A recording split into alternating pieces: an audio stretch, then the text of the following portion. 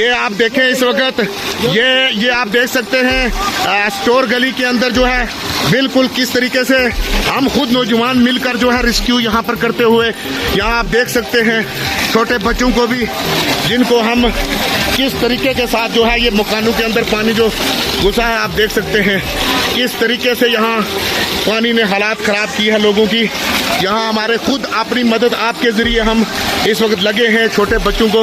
निकालने में। आप देख सकते हैं किस तरीके से इंतज़ामिया से भी गुजारिश है कि अभी तक यहाँ पर कोई टीम इंतज़ामिया